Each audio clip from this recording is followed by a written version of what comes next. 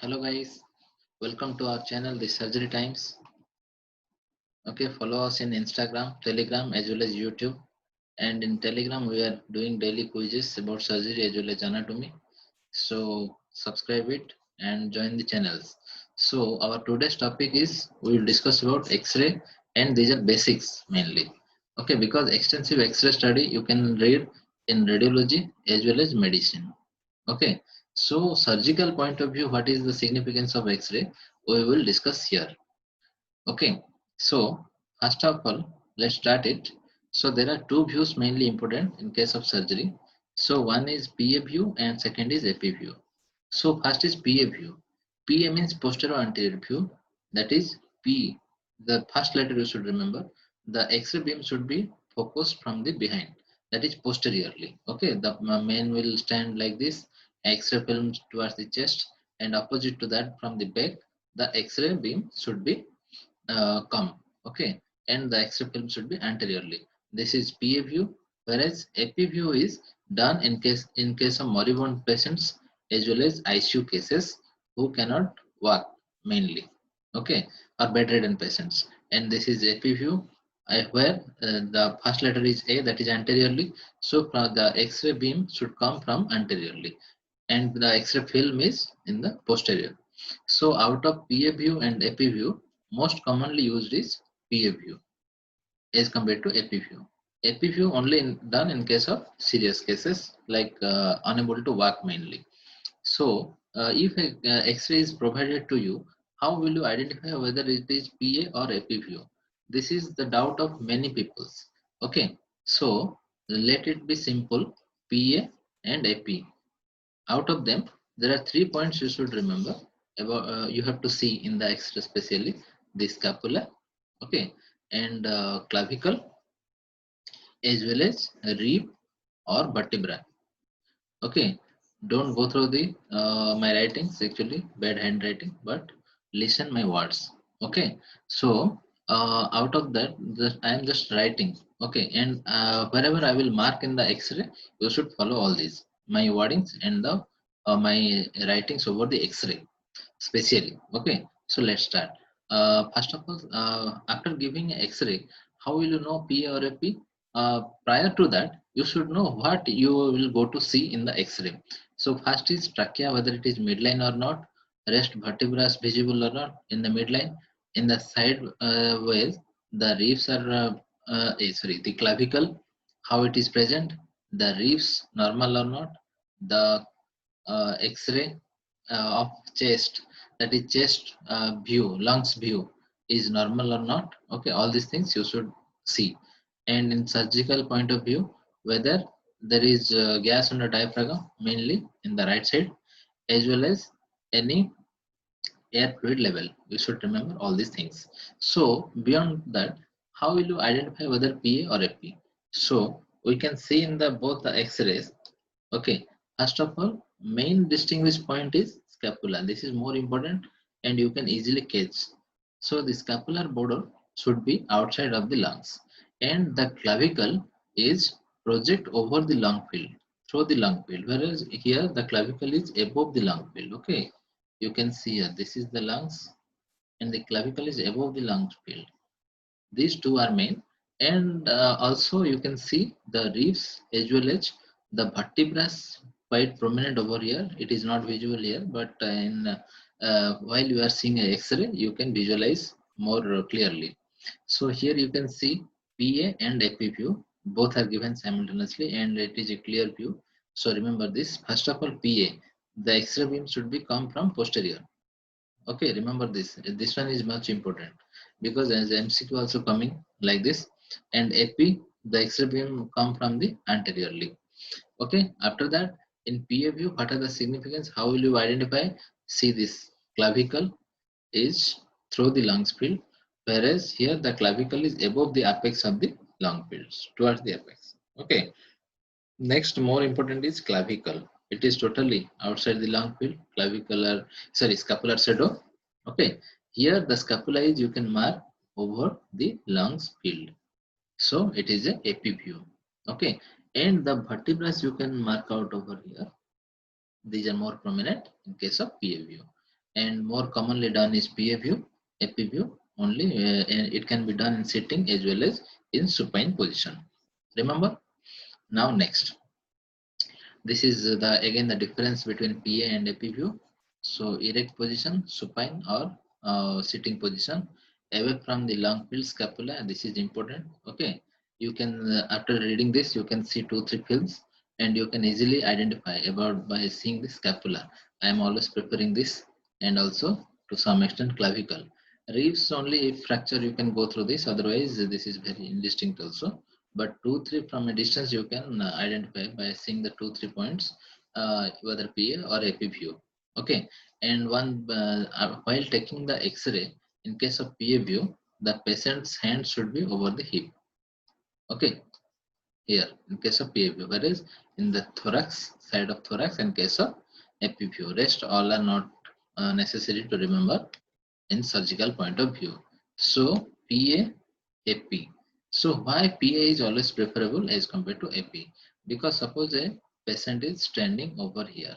Okay, this is the anterior eye, nose, and here thyroid, breast. Okay, and this is the X-ray film, and the X-ray beam is coming from backward. Okay, so here first point is the cardiac shadow will be clearly identified. Second point is the sensitive organs like eye and thyroid are away from the X-ray beam, so these can be saved easily. Third is the breast is compressed over the X-ray film, hence while taking the mammography film also the breast tissue will be clearly visualized. And fourth is in PA view the maximum lungs area is visible. Okay, remember this much. And scapula already we have discussed. Okay, and it is the position where the patient will be comfortably can be stand and take the X-ray. So that's why the PA view is much important as compared to AP. So these came as a MCQ purpose. Also in case of practical, the like MBBS examination during it can be asked. So let's start the X-ray. If a X-ray is given, from here you can see the clavicle is through the over the lungs shadow, and the scapula is in the side. So this is a PA view. From this you can know, and also the vertebrae you can see marked over here. This one is okay. So like this, and trachea slightly, but this is centrally only, but the rotation is slight there, deformity. Okay. Now next, after seeing the X-ray, this is trachea, bronchus, right and left main bronchus. Again, these are branched. Okay, this is the hilum part. If there is the lymph nodes are seen here or opacity, then you should think of tuberculosis and more detailed medicine part. Okay, now these fissures not easily available. Just here it is mentioned horizontal fissure and oblique fissure. There are three parts over right, and there are two lobes, upper and lower lobes for left lungs, and oblique fissure is present. Now next is how after seeing the X-ray, how will you count the rib? So this is the given from the anteriorly. Okay, 1, 2, 3, 4, 5, 6, 7 rib. Okay, like that you can count, and you can well visualized from fourth onwards. Okay, whereas here it is marked in the posterior part. The rib coming up from anterior to posterior. This is visualized over the opposite X-ray. In one X-ray, both are visualized only for knowledge. Now next is the angles. See, this is the diaphragm, and these are the angles. Okay, here heart is there. So, and the diaphragm is called as phrenic. So, cardiophrenic angle, this is costophrenic angle, that is in the peripheral part. Okay, more lateral, and costophrenic, and this one is cardiophrenic angle. Okay, and these are more important, the angles in case of pleural effusion, and this should be obliterated. Okay, the lungs will fill with liquid fluids. Now this is the diaphragm, you can see over here, and this is the fundic gas which is normal. Everybody should this shadow is present. But if there is gas under right dome of diaphragm, then that is more critical. That is perforation, hollow viscous perforation it indicates. And surgical point of view, it is more important. Now this is you can read in medicine, but only I will discuss about, as I am discussing about the X-ray. So I will discuss about the few points of border of the cardiac CLAVT. So this is the chest X-ray PA view, and this side is left. This is right lungs. Okay, so right border of cardiac CLAVT is formed by SARI, SARI. Okay, right side, sorry. How? Superior vena cava, ascending aorta, right atrium, and inferior vena cava. Right atrium, inferior vena cava. Whereas left border of the cardiac CLAVT is formed by arc, artery, atrium, ventricle. Okay, arc means aortic arc, artery means pulmonary artery. Already pulmonary artery drain into left atrium, already you know. And next is left atrium itself and left ventricle. The border is formed. Okay, arc, artery, atrium, ventricle. Remember like this. And this is the from front view. Here, right atrium, right ventricle is visualized as well as left ventricle. This is the notch of left lungs where the left ventricle is present over there. Now this is shown only for question. MCQ can become or a pictorial view and ask the borders of the heart. Otherwise, you cannot see practically this one. This is a chest X-ray of lateral view showing the cardiac view, actually, cardiac lateral chest showing the cardiac view. So here anterior border and posterior border. Anterior border mainly formed by ascending aorta and right ventricle. Okay, ascending aorta, right ventricle, whereas posterior border formed by left atrium, left ventricle. Okay, only border you should know, and inferiorly inferior vena cava also there in the posterior border. Now already discussed. So now come to the surgical part. So surgical part we will discuss here. In surgery there are two more important X-rays for UG or final MBBS examination. Also in case of MCQ purpose, but in MCQ purpose many X-rays are there, but in UG examination there are mainly two X-rays are given to the students, and you should know thoroughly about this. After getting an X-ray, you should read it properly. So I will teach you how will you read a X-ray. After receiving a X-ray, you should hold properly, and you should first look over either PA or AP view. And how will you find out? Already we have discussed. So after getting a X-ray, you should tell like this is a X-ray of chest. Okay, PA view where the trachea is centrally located, the clavicle are normal, and the ribs are normal. The lungs shadow is seen normal, whereas there is presence of gas under right dome of diaphragm. Hence, the provisional diagnosis from the given X-ray may be hollow viscous perforation. This is the complete sentence where you should tell to the examiner. Okay. Also, in day-to-day practice, you should know about how to read a X-ray. So this is again I am telling. After getting the X-ray, first say this is the X-ray chest PA view showing the trachea in the central position. Clavicle are normal, the ribs are normal, lungs shadow normal, whereas there is presence of gas under right dome of diaphragm. So hence from the given X-ray, the provisional diagnosis can be hollow viscous perforation. Why provisional diagnosis? Because the gas under right dome of diaphragm first is hollow viscous perforation, that is due to NSAID induced. Okay, or it can be H. pyloric ulceration followed by perforation. Second is it can be penetrating trauma, okay, to the any hollow viscous and followed by the gas collected over there, or malignant ulcer perforation. This can be a cause, or This can be a liver abscess also, can look like this. Liver abscess can simulate. And next one is uh, Chilaiditi syndrome. Chilaiditi syndrome.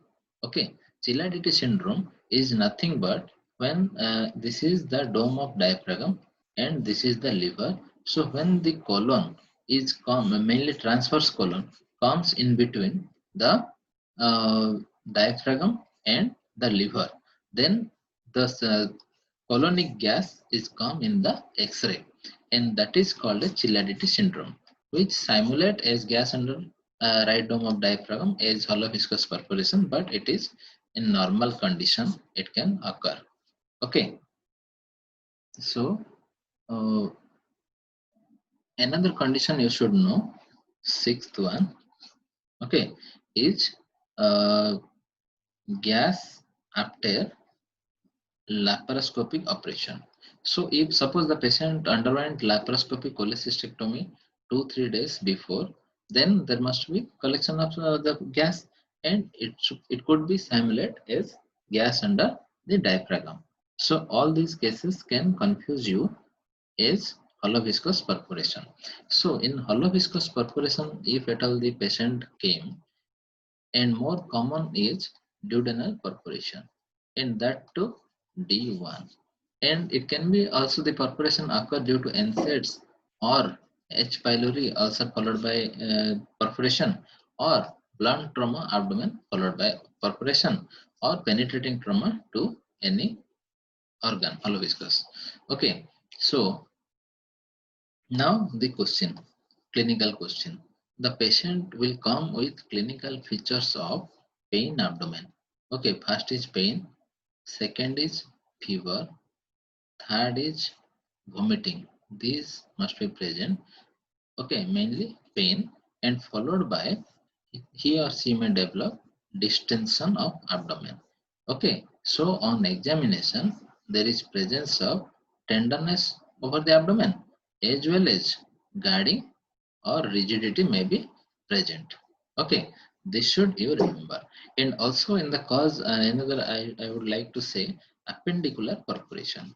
But in appendicular perforation, the appendix, suppose it is here and there is such a small perforation, the gas cannot come here.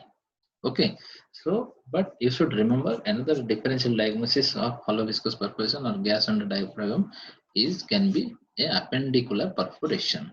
Okay, and in case of suspected hollow viscous perforation cases, you should advise for X-ray chest erect. Okay, erect position, I will tell that. So tenderness should be there and guiding rigidity should be there.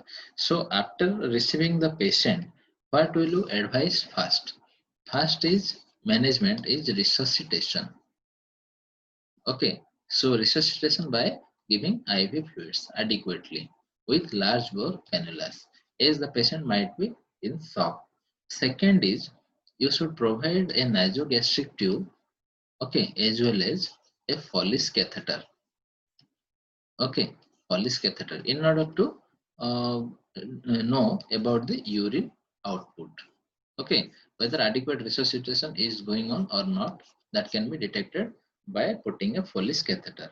Now, after that, you should prepare the, you should send for X-ray chest. Okay, so the complete sentence of this, you should remember the fourth point, X-ray chest erect. Okay, X-ray chest erect with both dome of diaphragm. This is the complete sentence of prescribing a chest X-ray in case of suspected hollow viscous perforation, because both dome of diaphragm should be there. Otherwise, you cannot appreciate if at all one is present or like that. Hence, in order to avoid confusion, you should write the full sentence: X-ray chest erect with both dome of diaphragm. Okay. Now, next one is so after that you should prepare the patient for operation. Okay, fine. Now, after the you are suspecting or getting a chest X-ray, whether you should go for CT scan for confirmation or not. This is the question. Also came in recently in exam. But after you are seeing gas on the diaphragm, there is, you should not, and the clinically correlated, there is presence of guiding rigidity, distension of abdomen. There is no need of going for CT scan. Also, the patient might be in shock, hence there is no need for going for CT scan in order to confirm it only, because chest X-ray sensitivity is 75%. So after correlating with clinically, you should go for directly to OT. Okay, so prior to that, I want to discuss about the pathogenesis.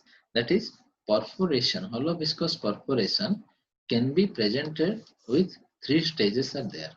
Okay, stage 1, 2, and 3. So in stage 1, it is chemical peritonitis.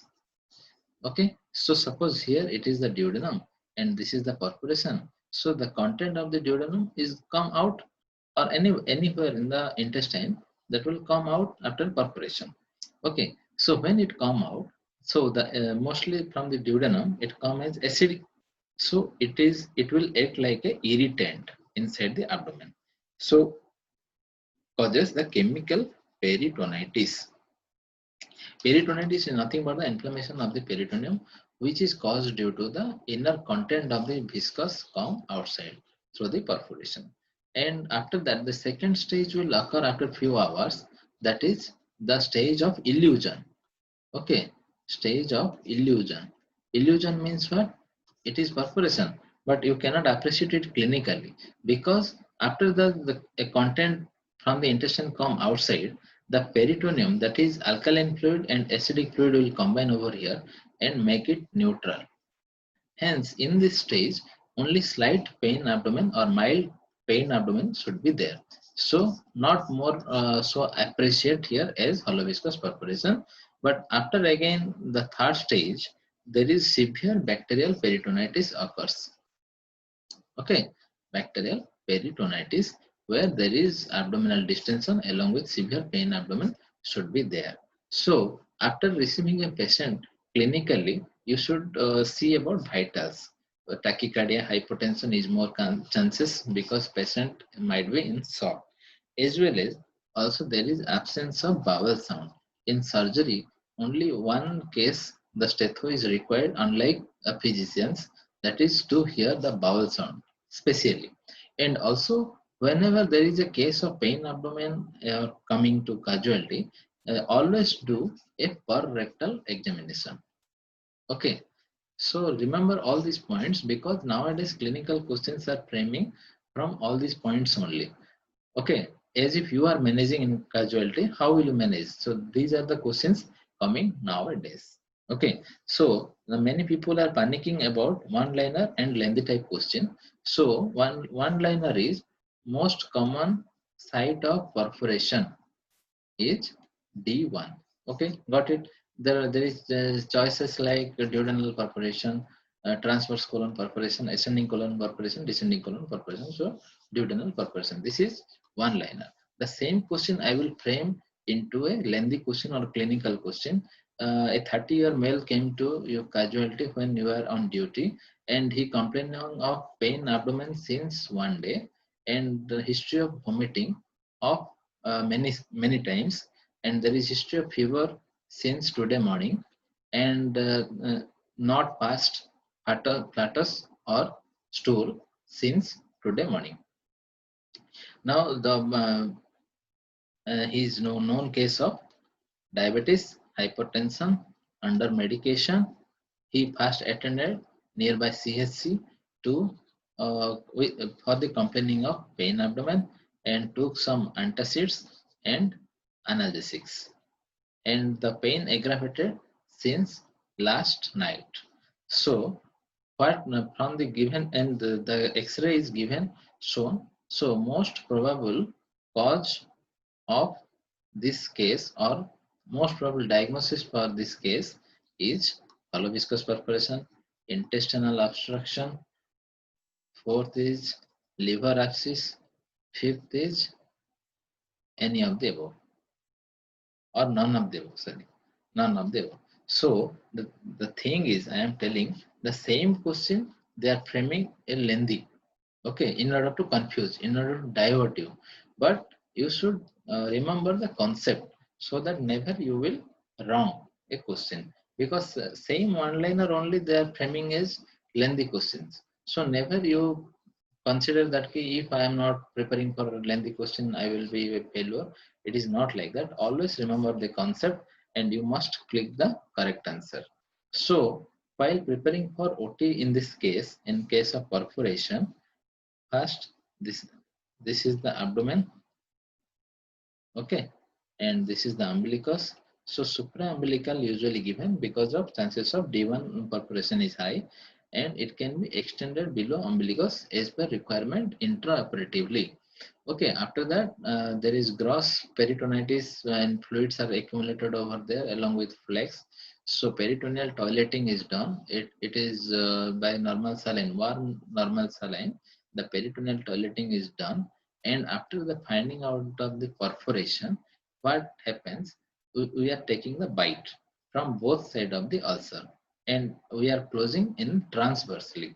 Okay, because there is chances of stenosis. If suppose this is the ulcer, okay, this is the ulcer, and if we are tying like this, there is chances of stenosis is high. Hence, always close it transversely. This is the transverse. Okay, so how will we close? Let's see. So first take a bite from one border 1 centimeter away, because there is chances of cut through of the suture is high. So 1 centimeter away you take, and again 1 centimeter away from this side you take out. And similarly we have to take 3 bites. Okay, and just above it the omental patch is placed and the knot is tied loosely. Okay, why loosely? Because there is chances of necrosis. If you will tie tightly, the blood supply will be compromised, and hence the consequence you will be suffer. So it can be closed in two way, like only duodenal serosa first close, followed by place the omentum and tie it. Otherwise, there is directly place a duodenal momentum over the gap and tie simultaneously along with the duodenal mucosa. And this is the preferable and called as grams. This procedure of omental patch repair is otherwise called as grams procedure. Grams patch repair, and it is important come as MCQ also. Okay, so these are the questions the external will ask in the exam in case of UG, as well as in the MCQs also the it will come. And in surgery, as I said already, there are mainly two types of x-rays are important. One is perforation in case of abdomen, and second one is obstruction, intestinal obstruction. These are mainly important. Rest many x-rays are there, we will discuss subsequently. So in this part we already discussed about the beginners x-ray read. Okay, how will you read the x-ray, and about perforation and the boundaries, all those things we have already discussed. Now we will take our next session with intestinal obstruction. So don't forget to subscribe our channel, the surgery times, in YouTube, Facebook, Instagram, as well as Telegram. We will meet you soon with a new video session. Till then, thank you.